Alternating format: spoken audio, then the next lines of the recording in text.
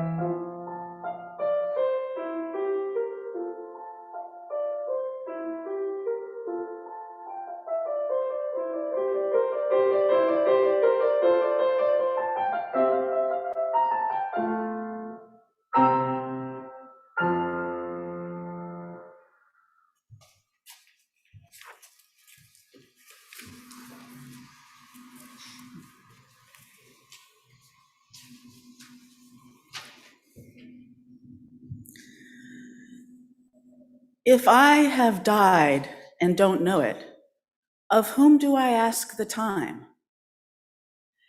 In France, where does spring get so many leaves? Where can a blind man live who is pursued by bees? If the color yellow runs out, with what will we make bread? Is 4 the same 4 for everybody? Are all 7s equal? When the convict ponders the light, is it the same light that shines on you? For the diseased, what color do you think April is? Which Occidental monarchy will fly flags of poppies? Will fly flags of poppies? How is the translation of their languages arranged with the birds? How do I tell the turtle I am slower than he? How do I ask the flea for his championship stats? Or tell the carnations that I'm grateful for their fragrance? The words of Pablo Neruda from the Book of Questions. Let us worship. I would like to invite Natalie to come up. Oh, she's coming up fast. She's taking the long road to light us this morning. Oh, where's my phone? And as she lights the chalice, we will say the words of our covenant. Love is the spirit of this church, and service its law. This is our great covenant, to dwell together in peace, to seek the truth in love, and to help one another. Thank you. Good morning. My name is Lara Hoke, and I join with Martha in welcoming you to the First Church Unitarian here in Littleton, Massachusetts. I'm so happy and lucky to be the minister serving this incredible congregation. Today, you might know that we are in orange light conditions. And that means that there are very few of us here in the sanctuary, just people participating directly, and that the rest of you are online, on Zoom or on YouTube Live. So welcome to you all. Wish you were here, but glad you're there, so welcome. This is the beginning of Pride Month, LGBTQ Pride. So I have my rainbow stole on today, and I'll probably have it on next week, when hopefully, fingers crossed, we might be back in person and online, multi-platform. We'll keep you posted. If you're new with us here this morning, special welcome to you. We're really glad you found us. And we hope that you will feel free to check out the website if you haven't already, fculittle.org, and you can find a lot of information there and ways to contact us as well. All right, so today is take 2 of Question Box Sunday, or Ask the Minister Sunday. We ran out of time for your questions for me to give a shot at giving the answers on May 15th. So today we'll try to finish that up. And as always, the questions are better than the answers. So, all right, we're going to start off with our opening hymn, and it is number 65, The Sweet June Days. And I'm seeing if I can advance the slides here. We're getting fancy. Oh, good. Look at that. So we're going to sing along here the best we can in person. And, hope it sounds okay.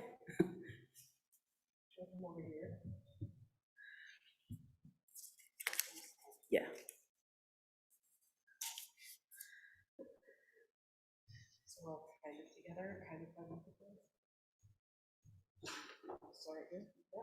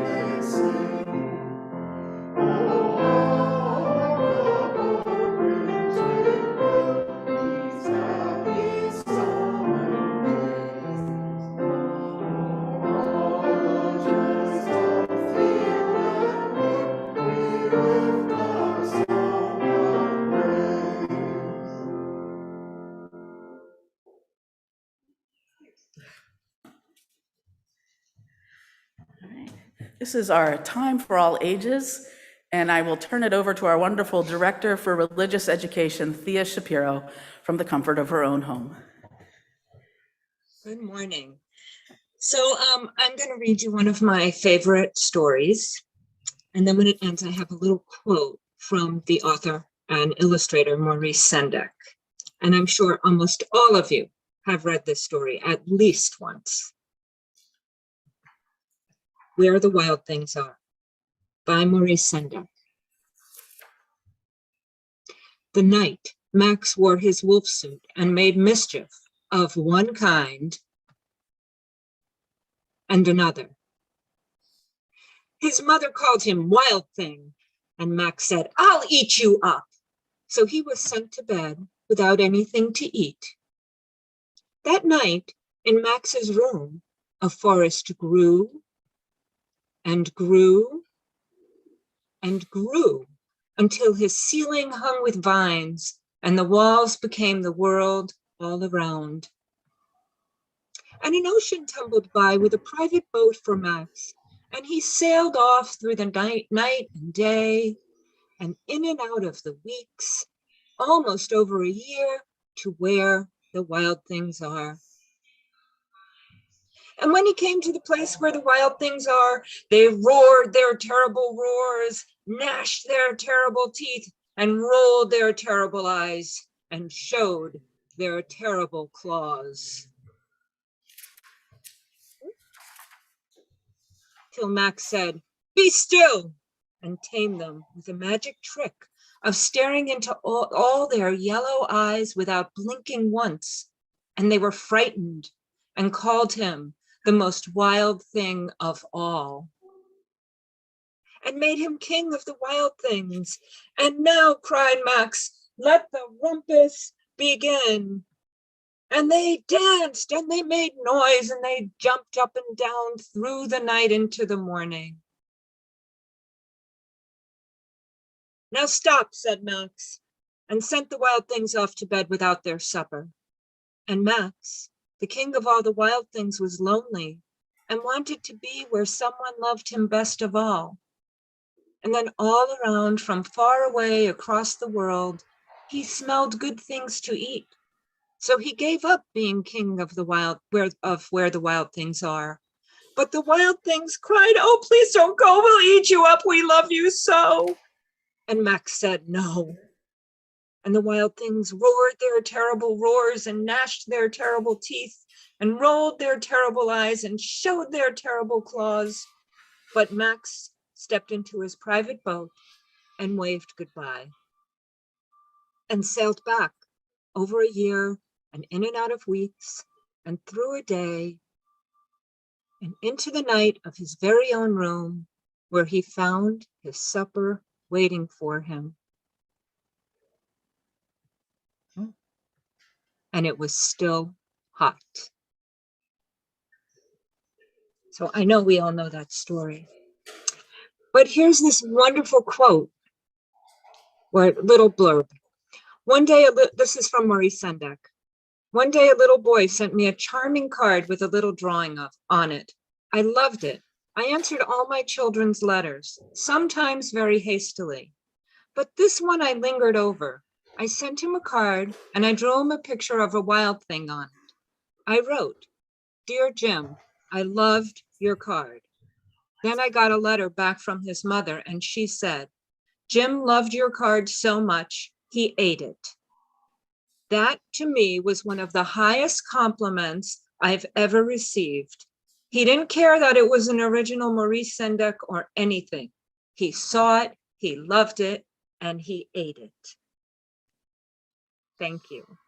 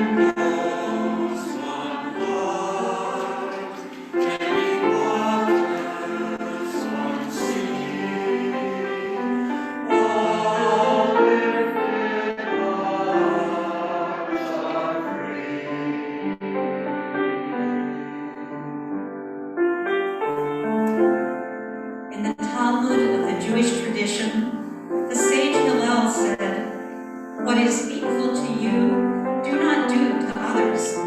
This is the whole of the law, all the rest is commentary." In the Hindu legend of the Mahabharata, the divine Krishna declared, "This is the sum of duty. Do nothing unto others which would cause you pain, if done to you. It is written, it is taught, may it be so."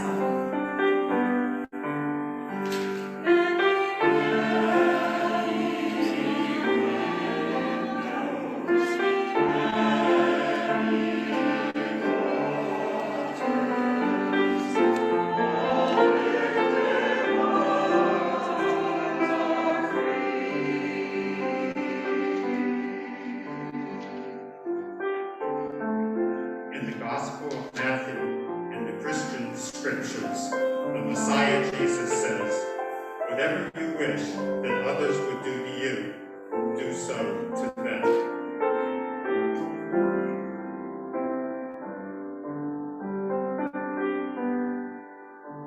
In the Buddhist text of the Udana, the student is urged, "Hurt not others in ways that you yourself would find hurtful." It is written, it is taught, may it be so.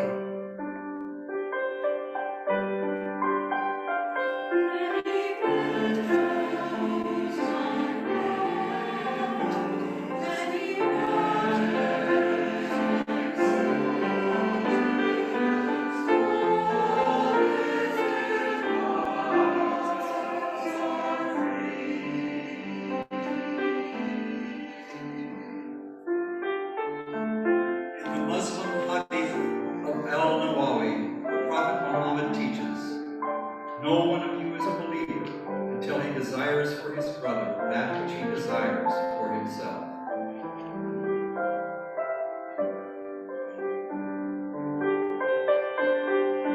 In the Tai Shang treatise of Taoism, the seeker is instructed, regard your neighbor's gain as your gain, and your neighbor's loss as your own loss. It is written, it is taught, may it be so.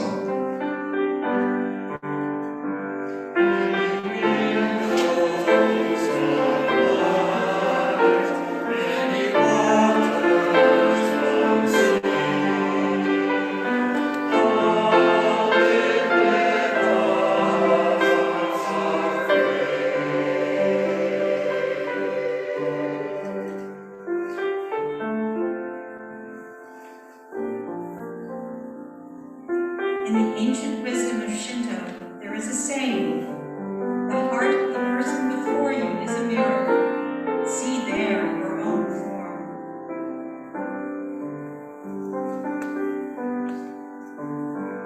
The Oglala Lakota spiritual leader Black Belt wrote, "All things are our relatives. What we do to everything, we do to ourselves." It is written, it is taught, may it be so.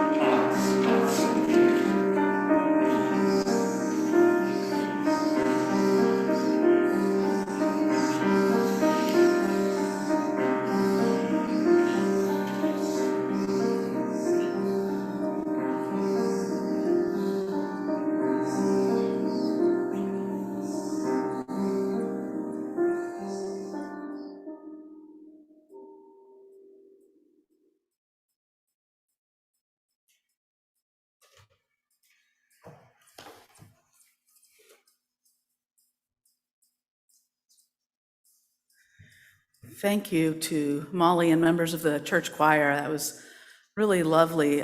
Hopefully, we will be able to play recordings like that directly through our system in the future. We're not quite there yet, but I want to pause to thank our wonderful video team, the folks pioneering the new equipment led by Doug Sweetser. They are doing an incredible job, and each week we make great strides. So I'm pretty excited and grateful. This congregation is self-sustaining. We rely on the generosity of our members and friends to keep the wonderful ministries of this wonderful congregation going. We rely on your time and talent, which you give so generously, and when you're able, we also rely on your treasure.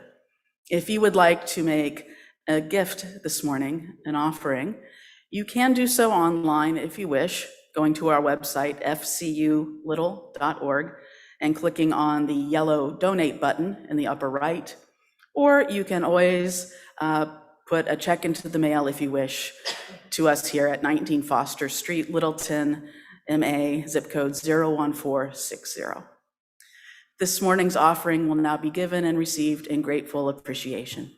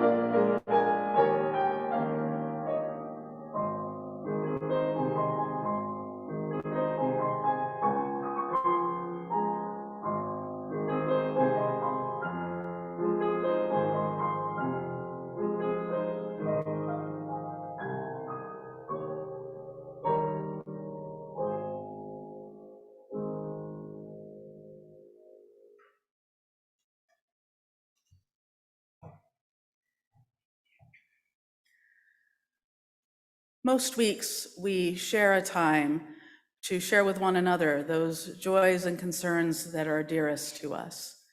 We call this our candles of caring. If you have a very important joy or concern that you would like to share with this gathered and virtually gathered beloved community, you're invited to do so now, if you wish. You can use the hand in your Zoom, either in the participants area or in the reactions area of Zoom, to raise your hand digitally, and we will call on you in turn. And light a candle. Martha will light a candle for you up front. Are there any joys and concerns to share this morning? Join with me in the spirit of meditation or prayer.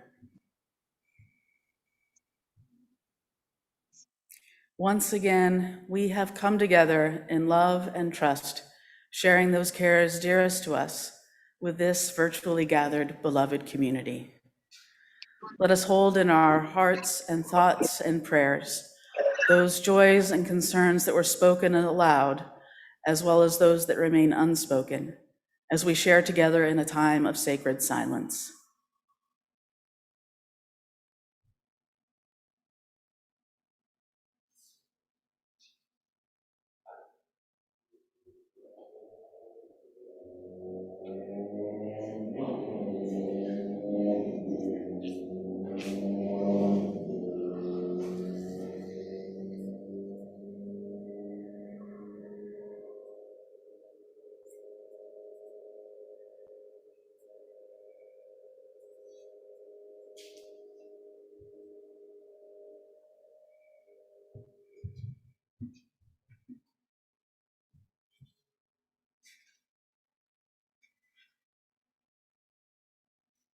Amen, and blessed be.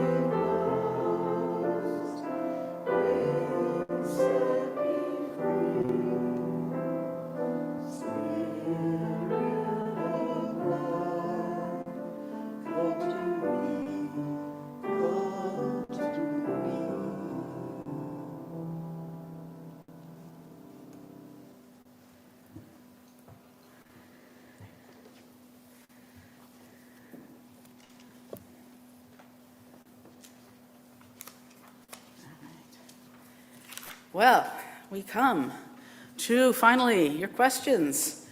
And as always, the questions are better than the answers. I have the questions from, May 15th, kindly collected and sorted by our wonderful deacons and hand-delivered by lead deacon Cindy Malley. So here we go. Let's see what we have. Whoops, there's a few more in here. Okay.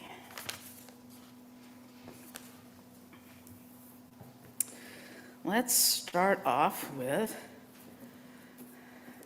some metaphysical questions. All right. The question, what, who is not divine?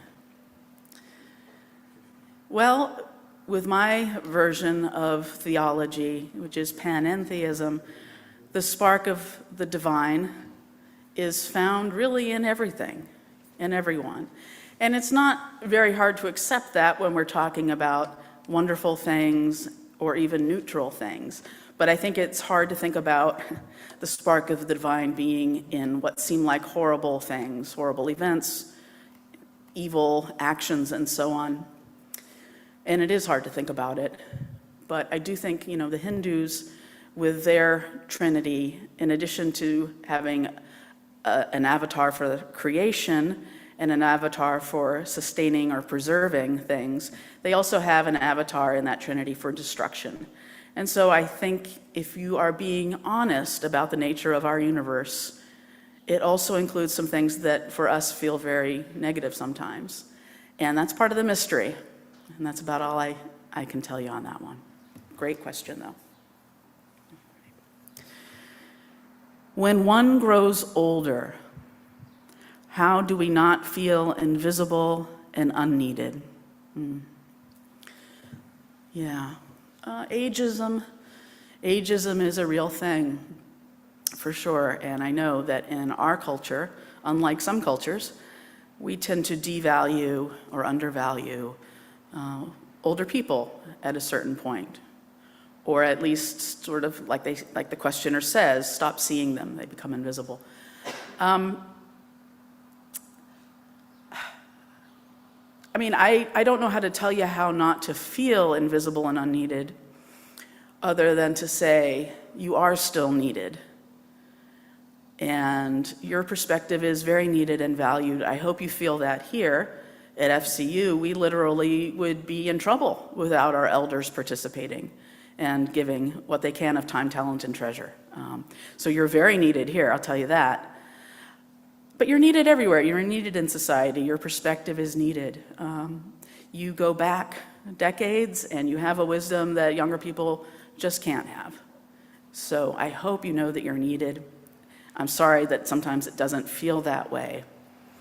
And Visible, I don't know. I know what you mean. Even being in my middle age now, I feel less visible than I did when I was young, and it's an interesting phenomenon. But I guess I tell myself that's their problem, not mine. I don't know if that helps you.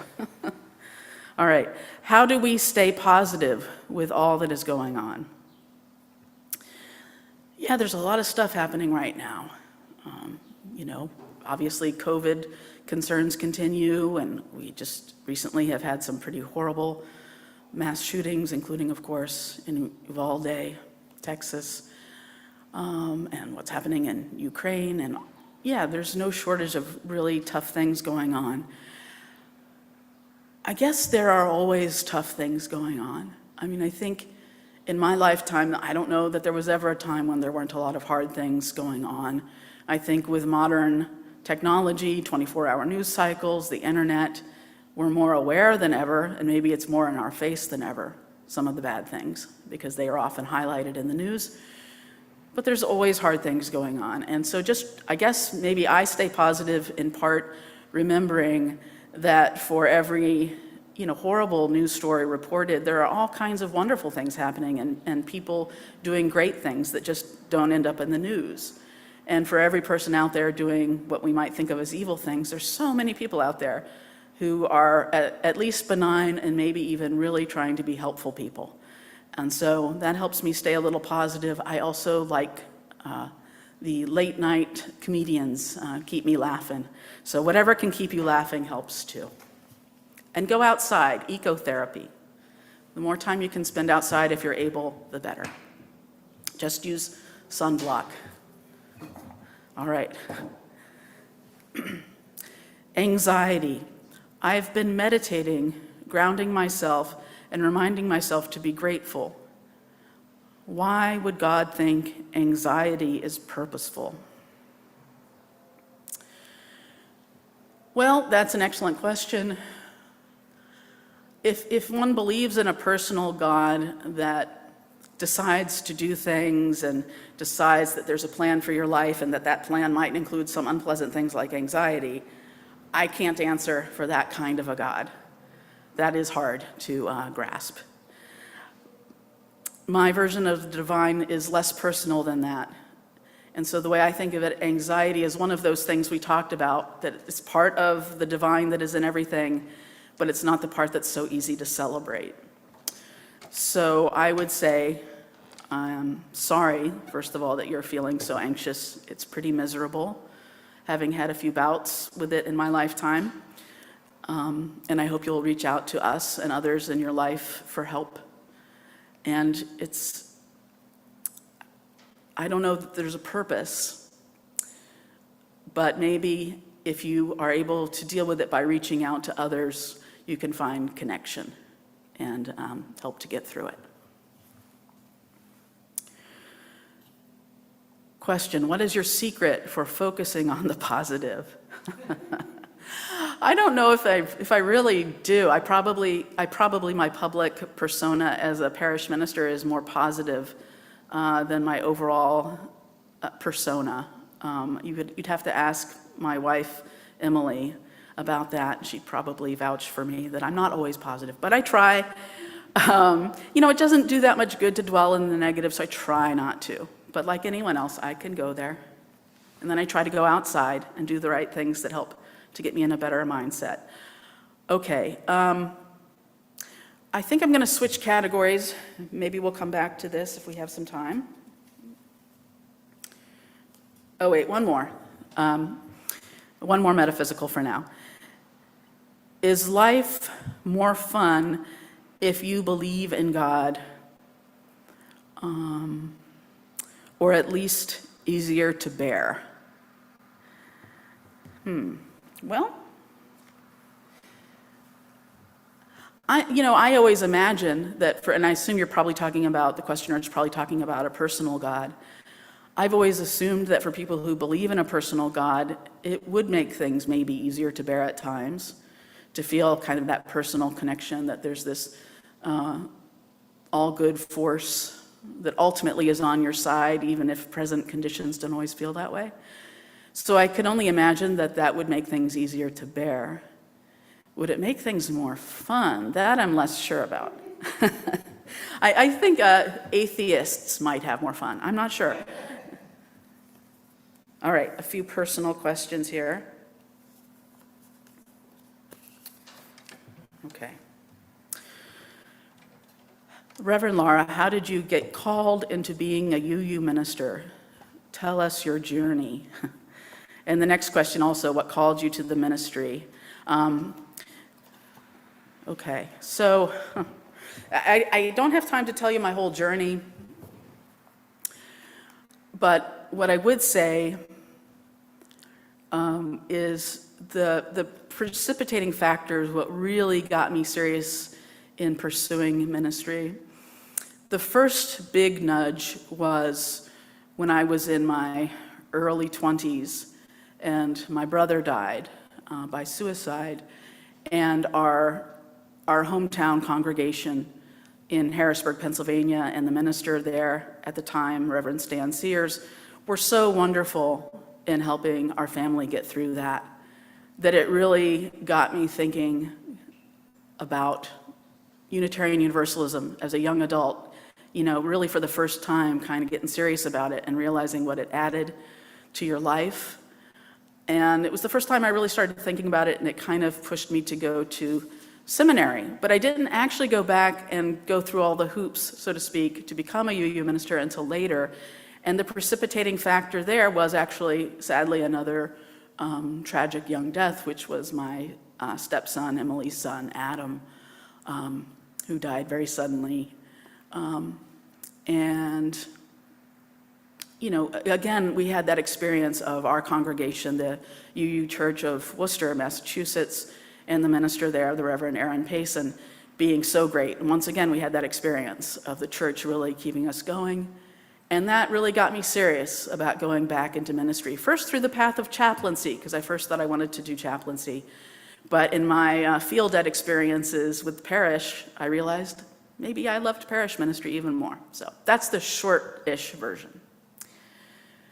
Question, and here's another one I don't really have time to do justice. What makes the Beatles so special? Yeah, maybe Molly could answer this one, yeah. Yeah, maybe Molly and I could do a service on this. Oh, I like that idea. Okay, we'll leave it for now at Molly and I will do a service on this. And I think we have different perspectives because, we both, I think, love all of it. But I am really majorly into Paul McCartney, who I'm seeing next week, by the by. And Molly is, I think, more John and George kind of oriented. So, yeah, we'll talk. All right. I think I'm going to move into another question, especially since I don't know the answer to this first one. What is the capital of Montana? What is it? Can somebody help me? I'm not very good with that. Helena. Helena? Oh, okay. I got a little help. In my public school, for people that they put into honors social studies, we skipped geography. They just didn't have us do it. That was so I am horrible. Now you know, at some basic geography. I'm still trying to learn it. All right, sad but true. Some FCU questions. What are your thoughts on growing our congregation beyond the wonderful members we now have? We're starting to think about it in the form of a sort of futures task force that is forming, and Susan Tordella-Williams and Monica Pillman and I, it's just getting kicked off. So if this is something really of interest to you to maybe work with us on and brainstorm on, please reach out and we can think on it together. But one thing we do want to do, and sort of started to do, but we'll have to finish it up next year, is really trying to organize some of our younger members and friends and attenders and sit down with them and pick their brains as a start. So that's one thing. Okay. And the next question, will this church be able to attract younger congregants? So there you go. And so come and join us and help us think about that. And this question arrived digitally.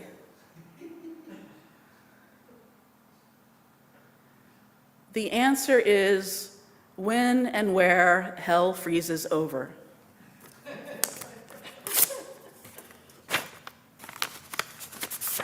And the question is, what would be the appropriate time and place for the congregation to have a discussion about the possibility of selling the church building? I'm kidding. But I'm really not ready to have that conversation. This person notes increasing building costs, it's true. Maybe selling the building could give us more freedom to consider how to best carry out our mission for the 21st century. I get it. All I can say off the top of my head, the last congregation I served sort of had preliminary conversations about the possibility of selling that building and would it help to free us up and so forth. But then you enter this complicated world of becoming a nomadic congregation. And that takes up a lot of your time and energy instead of the building. So one thing for the immediate future at least, what I would love, since we've put a lot of time and care and continue to into this beautiful building, is I would love for the building to be more used, more often used, better used in that sense. And I think, COVID allowing, when the pandemic becomes more endemic, someday, if and when we have air conditioning, all kinds of things, maybe if we had a more open floor plan in the sanctuary, maybe the space could be used by more groups and therefore be a better space to just keep maintaining. So that's my first thought on it. And we are running out of time, so I'm just going to do one more question. Let's see. Something on UUism. Let's see. Okay, here's one. I like this. As a member of a denomination that does not proselytize, how best can I share the good news about Unitarian Universalism?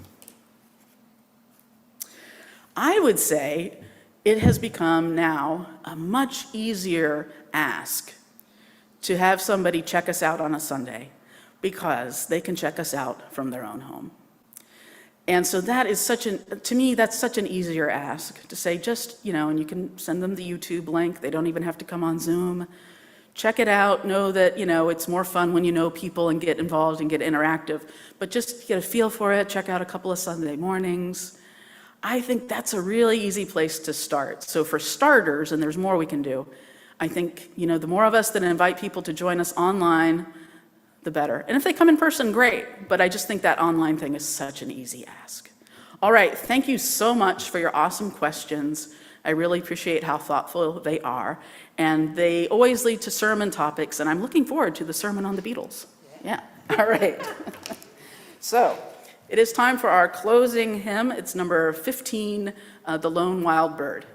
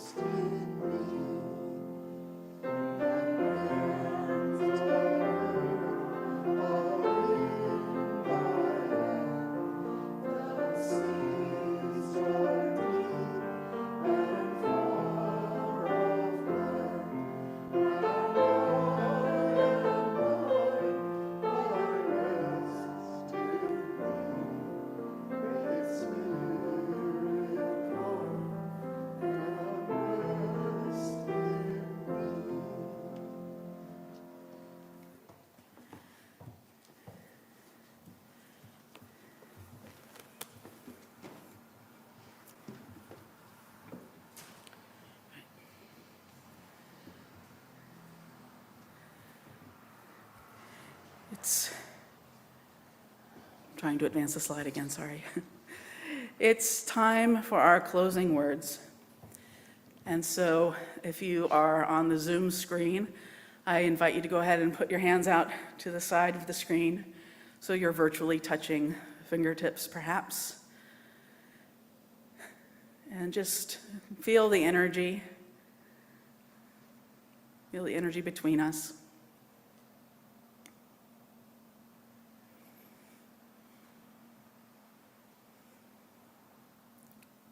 We know that the questions are as important as the answers.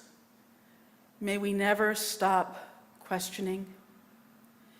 May we never stop being open to new and shifting answers, brought to us perhaps by science, brought to us perhaps by our own personal search for truth and meaning in our direct experience of mystery and wonder. May the questions guide us on our way. May it be so. Blessed be, and amen. Blessed be.